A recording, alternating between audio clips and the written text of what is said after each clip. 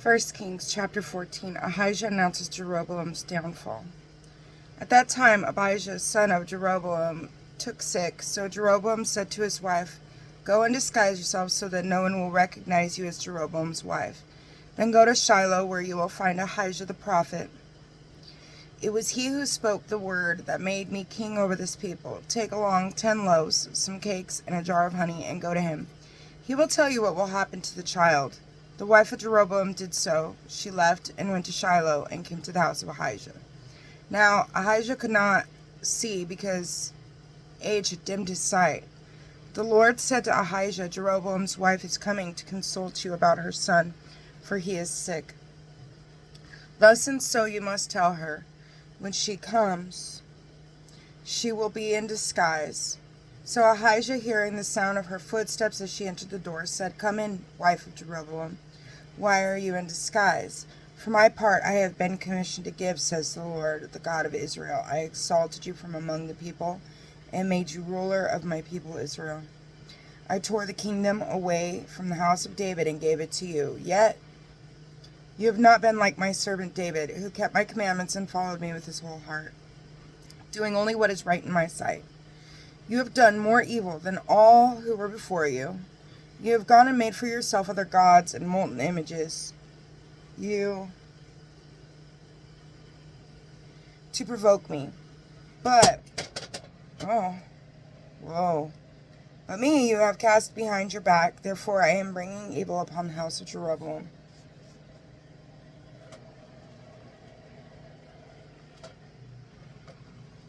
The fan fell.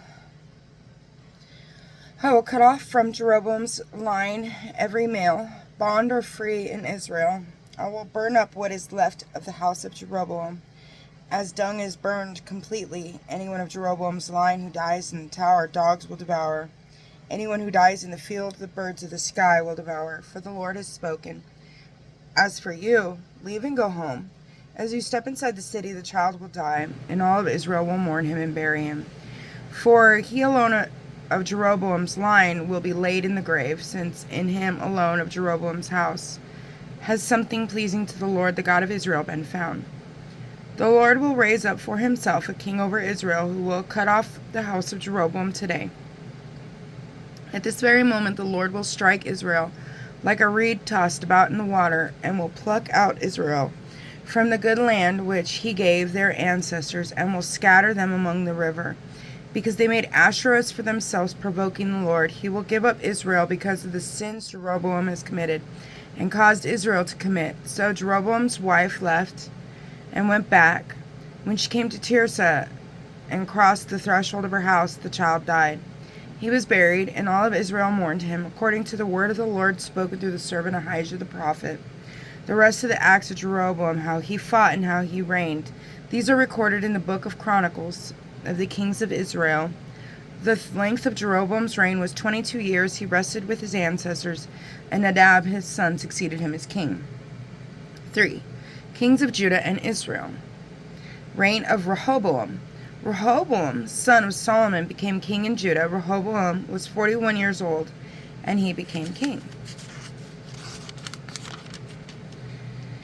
And he reigned 17 years in Jerusalem, the city in which, out of all the tribes of Israel, the Lord chose to set his name. His mother's name was Naamah, the Ammonite. Judah did evil in the Lord's sight, and they angered him even more than their ancestors had done. They too built for themselves high places, sacred pillars, and Asherahs, upon every high hill and under every green tree. There were also pagan priests in the land. Judah imitated all the abominable practices of the nations whom the Lord had driven out of the Israelites' way. In the 5th year of King Rehoboam, Shishak, king of Egypt, attacked Jerusalem. He took everything, including the treasures of the house of the Lord and the treasures of the house of the king, even the gold shields Solomon had made. To replace them, King Rehoboam made bronze shields, which he entrusted to the officers of the guard on duty at the entrance of the royal house. Whenever the king visited the house of the Lord, those on duty would carry the shields and then return them to the guard room. The rest of the acts of Rehoboam, with all that he did, are recorded in the book of the Chronicles of the kings of Judah. There was war between Rehoboam and Jeroboam all their days. Rehoboam rested with his ancestors. He was buried with his ancestors in the city of David. His mother's name was Naamah the Ammonite. His king, Abijam, succeeded him as the king. 1 Kings chapter 15, reign of Abijam.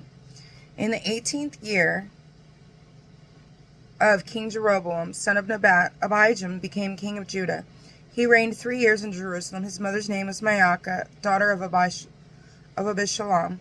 He followed all the sins his father had committed before him, and his heart was not entirely with the Lord his God, as was the heart of David his father. Yet for David's sake the Lord his God gave him a holding in Jerusalem, raising up his son after him and permitting Jerusalem to endure, because David had done what was right in the sight of the Lord and did not disobey any of the commands as long as he lived, except in the case of Uriah the Hittite. There was war between Rehoboam and Jeroboam all their days. The rest of the acts of Abijam, with all that he did, are recorded in the book of the Chronicles of the Kings of Judah. There was war between Abijam and Jeroboam. Abijam rested with his ancestors. They buried him in the city of David, and his son Asa succeeded him as king. Reign of Asa. In the 20th year of Jeroboam, king of Israel, Asa, king of Judah, became king. He reigned 41 years in Jerusalem. His mother's name was Maacah, daughter of Abishalom. Asa did what was right in the sight of the Lord, like David his father, banishing the pagan priests from the land and removing all the idols his ancestors had made. He also deposed his grandmother because she had made an outrageous object for Asherah. Asa cut down the object and burned it in the Wadi Kidron. The high places did not disappear, yet Asa's heart was entirely with the Lord as long as he lived. He brought into the house of the Lord his father's and his own votive offerings of silver and gold and various vessels. There was war between Asa and Baasha, king of Israel, all their days. Baasha, king of Israel, attacked Judah and fortified Ramah to blockade Asa, king of Judah. Asa then took all the silver and gold remaining in the treasuries of the house of the Lord and the house of the king, entrusting them to his ministers. King Asa sent them to Ben-Hadad, king of Tabrimon, son of Hazael, king of Aram, who ruled in Damascus. He said, "There is a treaty between you and me, as there was between your father and my father. I am sending you a present of silver and gold. Go break your treaty with Baasha, king of Israel, that he may withdraw from me." Ben-Hadad agreed with King Asa and sent the leaders of the troops against the city of Israel. They attacked Ijon, Dan, Abel-Beth Maacah, and all Shinnereth, besides all the land of Naphtali. When Baasha heard of it, he left off fortifying Ramah and stayed in Tirzah. The king Asa summoned all Judah with exception, and they carried away the stones and beams with which Baasha was fortifying Ramah. With them King Asa built Geba of Benjamin and Mizpah, and all the rest of the acts of Asa, with all of his valor and all that he did. And the cities he built are recorded in the book of the Chronicles of the Kings of Judah. But in his old age, Asa had an infirmity in his feet. Asa rested with his ancestors. He was buried with his ancestors in the city of David his father, and his son Jehoshaphat succeeded him as king. Reign of Nadab. Nadab, son of Jeroboam, became king of Israel in the 2nd year of Asa, king of Judah. For 2 years he reigned over Israel. He did what was evil in the Lord's sight, walking in the way of his father and the sin he had caused Israel to commit.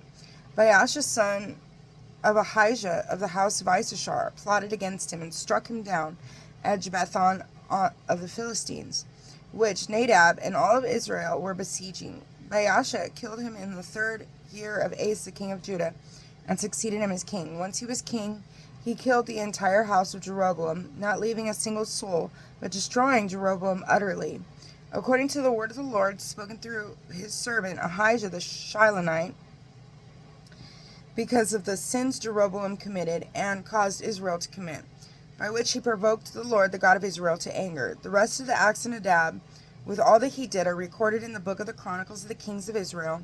There was war between Asa and Baasha, king of Israel, all their days. The reign of Baasha in the 3rd year of Asa, king of Judah, Baasha, son of Ahijah, became king of all of Israel in Tirzah for 24 years. He did what was evil in the Lord's sight, walking in the way of Jeroboam and the sin he had caused Israel to commit. God bless you.